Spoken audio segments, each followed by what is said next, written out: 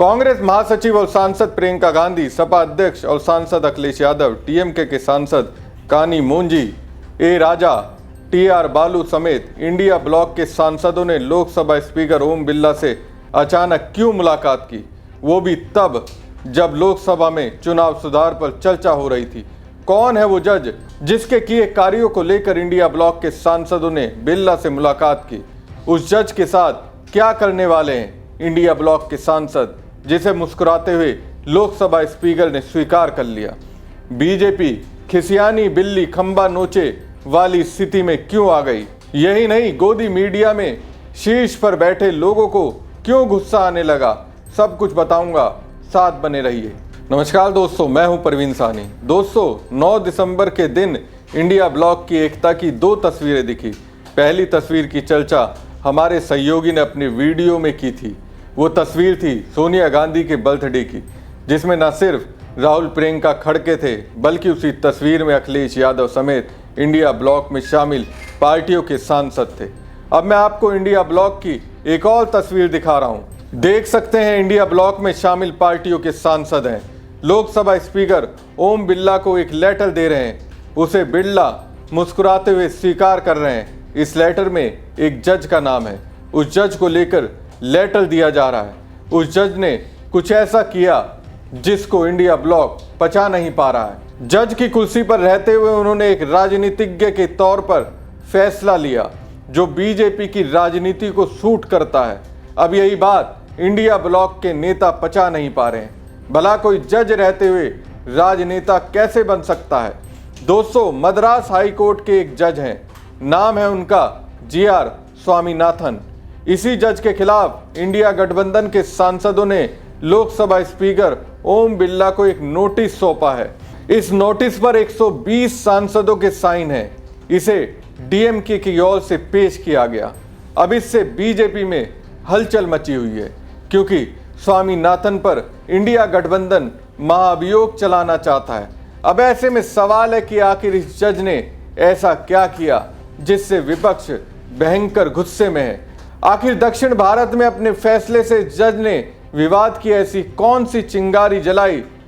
दिल्ली पहुंची तो सियासत की दुनिया के लिए आग बन गई। DMK के संसदीय दल की नेता कानी मोंजी, पार्टी के लोकसभा नेता TR बालू, समाजवादी पार्टी के नेता अखिलेश यादव, कांग्रेस नेता प्रियंका गांधी ने संयुक्त रूप से ये महाभियोग नोटिस स्पीकर को सौंपा है। नोटिस 9 दिसंबर 2025 को जारी किया गया और ये भारतीय संविधान के अनुच्छेद 217 और 124 के तहत पेश किया गया है।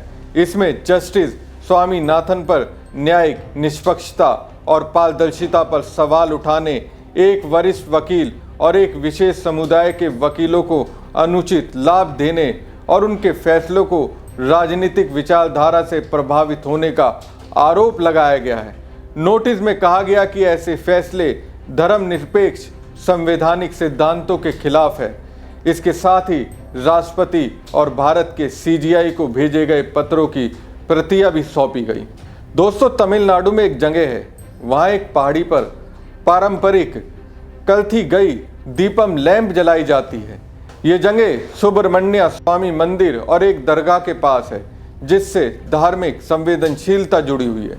जस्टिस GR स्वामीनाथन ने हाल ही में एक आदेश जारी कर इस रस्म की अनुमति दी थी। उनके फैसले के अनुसार दीपथुन स्तंभ पर 4 दिसंबर तक लैंप जलाया जाना था। दीपथुन का मतलब हुआ पत्थर के दिए के स्तंभ। अब अदालत ने मंदिर प्रशासन और दरगाह प्रबंधन की आपत्तियों को खारिज कर दिया और कहा कि इससे मुस्लिम समुदाय के धार्मिक अधिकारों का उल्लंघन नहीं होगा। साथ ही स्वामीनाथन ने निर्देश दिया कि सुरक्षा कर्मियों की देखरेख में भक्तों का एक छोटा समूह इस रस्म को अंजाम दे सकता है। हालांकि तमिलनाडु की राज्य सरकार ने कानून व्यवस्था की चिंताओं का हवाला देकर इस आदेश को लागू करने से इनकार कर दिया। इससे हिंदू समर्थक समूहों में आक्रोश फैल गया और पुलिस के साथ झड़पें हुई। ये मुद्दा अब एक बड़े राजनीतिक और न्यायिक संघर्ष में बदल गया और स्टालिन सरकार ने हाई कोर्ट के आदेश को चुनौती देते हुए सुप्रीम कोर्ट का रुख किया है और सुप्रीम कोर्ट ने इस मामले की सुनवाई पर सहमति जताई है। अपील अभी लंबित है, लेकिन इंडिया गठबंधन ने इस महाभियोग पर नोटिस दे दिया है, जिससे बीजेपी को गजब तरीके से मिर्ची लगी हुई है। इस महाभियोग नोटिस पर बीजेपी जल भुनकर राख हो गई। तमिलनाडु बीजेपी के पूर्व अध्यक्ष अन्नामलाई ने सोशल मीडिया प्लेटफॉर्म एक्स पर पोस्ट करते हुए इंडिया गठबंधन पर हिंदू विरोधी होने का आरोप लगाया। उन्होंने कहा, इंडिया ब्लॉक अपनी हिंदू विरोधी भावनाओं को सम्मान की तरह प्रदर्शित कर रहा है। सर्वोच्च न्यायालय में अपील लंबित होने के बावजूद ये महाभियोग प्रस्ताव अल्पसंख्यक तुष्टीकरण की राजनीति को उजागर करता है। ये संदेश देता है कि राजनीतिक दबाव से फैसलों को चुनौती दी जा सकती है, जो संवैधानिक मूल्यों के लिए खतरा है। बीजेपी कह रही है डीएमके ये इसलिए कर रही है क्योंकि न्यायाधीश ब्राह्मण समुदाय से हैं। डीएमके अपने ब्राह्मण विरोधी और हिंदू विरोधी छवि के लिए जानी जाती है। गजब तरीके का तर्क है। ब्राह्मण है इसलिए महाभियोग लेकर आ रही है, ये नहीं कह रही। जस्टिस स्वामीनाथन ने अपने फैसले के जरिए बीजेपी को फायदा पहुंचाया, ये उसी का जवाब है। अब देखिए, मोदी पर किताब लिखने वाले और गोदी मीडिया में सलाहकार संपादक की भूमिका निभाने वाले राहुल शिवशंकर ने क्या लिखा। उन्होंने एक्स पर पोस्ट करते हुए लिखा, हिंदुओं के लिए न्याय पर महाभियोग। हिंदू श्रद्धालुओं को एक पवित्र पर्वत पर दीप जलाने की साधारण अनुमति देने से शुरू हुआ मामला अब विपक्ष और न्यायपालिका के बीच टकराव का विषय बन गया।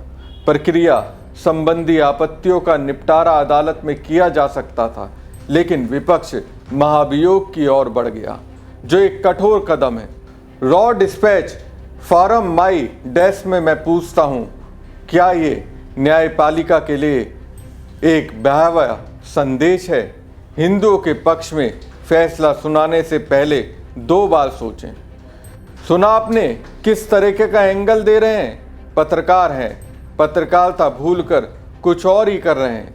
मतलब चाह रहे हैं जो तमिलनाडु हिंदू मुस्लिम विवाद से दूर रहा, वहाँ भी हिंदू मुस्लिम हो जाए। दोस्तों, ये घटना ऐसे समय में हुई जब धार्मिक स्थलों पर विवादों को लेकर राजनीतिक तनाव बढ़ रहा है। तमिलनाडु में डीएमके सरकार और बीजेपी के बीच पहले से ही तनातनी है और ये महाभियोग नोटिस इसी और बढ़ावा दे सकता है। महाभियोग की प्रक्रिया संविधान के अनुसार जटिल है। इसे लोकसभा और राज्यसभा दोनों में 2/3 बहुमत से पारित होना पड़ता है। उसके बाद राष्ट्रपति की मंजूरी। वर्तमान संसदीय स्थिति को देखते हुए विशेषज्ञों का मानना है कि यह प्रस्ताव आगे नहीं बढ़ पाएगा, लेकिन यह न्यायपालिका की स्वतंत्रता पर बहस छेड़ सकता है। इंडिया गठबंधन के नेताओं ने अभी तक इस पर कोई आधिकारिक बयान नहीं दिया है, लेकिन सूत्रों के अनुसार ये कदम न्यायिक फैसलों में एक तरफा जजमेंट को उजागर करने का प्रयास है। सुप्रीम कोर्ट की सुनवाई से इस विवाद पर नया मोड़ आ सकता है। राजनीतिक पर्यवेक्षकों का कहना है कि यह मुद्दा 2026 के विधानसभा चुनाव में तमिलनाडु की राजनीति को प्रभावित कर सकता है, जहां धार्मिक ध्रुवीकरण एक प्रमुख फैक्टर बन सकता है। हमारी खबर आपको कैसी लगी कमेंट बॉक्स में कमेंट करके जरूर बताएं। साथ ही पेज को ज़्यादा से ज़्यादा लाइक और शेयर कीजिएगा। धन्यवाद।